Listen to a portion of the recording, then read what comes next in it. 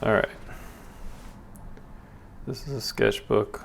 It says it's from June 2020, but I don't know if I did that at the beginning or when I did that.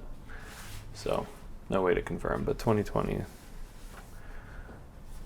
Okay, so this is from the Japanese tea garden in Golden Gate Park. I went there right before the pandemic, so I don't know, sometime right before March, I guess, before lockdown started, 2020. A lot of these things you'll see in here are sketches for some sort of design project I was working on at the time. So these were sketches for a single for a band. It was called American Dream by a band called Indoor Creature. Okay, so here's more American Dream. And a lot of these elements got used in the final album art. Originally, I did a piece based on this guy, but they decided it was a little too in your face for their comfort. This guy was on there as well, which makes sense for the song. But this is the main image from the single cover, and then this is the type. I'll put a picture of it in here. Alright, these are just some sketches I did with a Posca paint pen, which I don't use very often, and this is probably my favorite page I've ever done with something like that. Sometimes I have trouble with the thicker line, especially in a sketchbook. It's like there's only so much room. But this quote up here is, I'm going to forget it now, I think it's Tolstoy. The cradle rocks above an abyss, and common sense tells us that our existence is but a brief crack of light between two eternities of darkness, which is cool. I really like this guy here. He's like doing some sort of breakdancing, sneaking around breakdancing sort of move. I don't know, I was just playing with the grid here and here, like what can you do with it if you ignore it or use it. So ignoring it when you draw the initial shapes and then using it to fill them in. This is a cradle, futuristic space cradle, kind of referencing that cradle from the page before, the quote. This is not much. I like this kind of Caesar door head guy here with his hair, so that's a burning door. Sometimes I put stickers over top of things I don't like. The shoes are cool. For a logo, which ended up kind of looking related to that drawing there. I like this guy with the two mouths coming in and from either side. These are all pen and ink, like dip pen drawings here. Just some sketches, same thing, dip pen. It has a really nice look, especially on this kind of thinner paper. But that paper that doesn't bleed but is thin.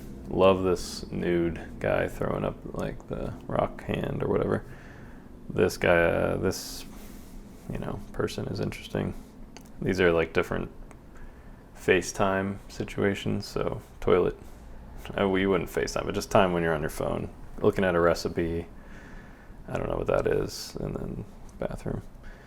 This face stands out to me. Also the void waving back or something like that.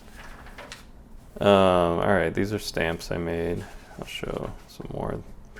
Just some stuff I used for a post about those posters. I was giving out posters during the protests that we were printing kind of as the days went along. Alright, what do we have here? These are sketches for another single cover for Indoor Creature. And then this is a sketch for something you'll see later. Just an initial idea. My favorite things here are this guy who's holding water. It's like water is flowing through his hands in front of the sun. Has a great patchwork pair of overalls on. I also really like this distorted hand image here. That's about it there. Okay, so this is what I made from that sketch before. This is a lino cut little, kind of like this thing, a rubber stamp that I made. And then this here is halftone patterns that are added. You cut them out of this sheet and stick them on there.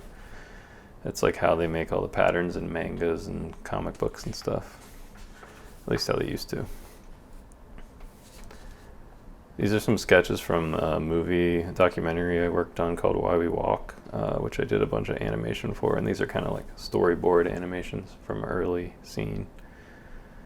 Sometimes I'll put commentary to myself later, like LOL, wow, Joe, because I just think the drawing is bad, but then I look back on it now and I like it, so I don't know.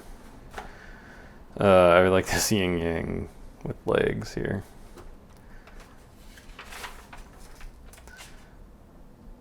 These are just time code little comments for the movie, little scenes, so like 30 goats. Oh, actually, these are notes from when I talked to Abdi, who's one of the stars of the film, about his childhood, which I based the scene on. More ocean blue, more water. Yeah, these are just numbers and stuff. This was something that just started with me doing a random squiggle. I think I might have been in a car and just letting it influence me. I mean, I definitely made some decisions here.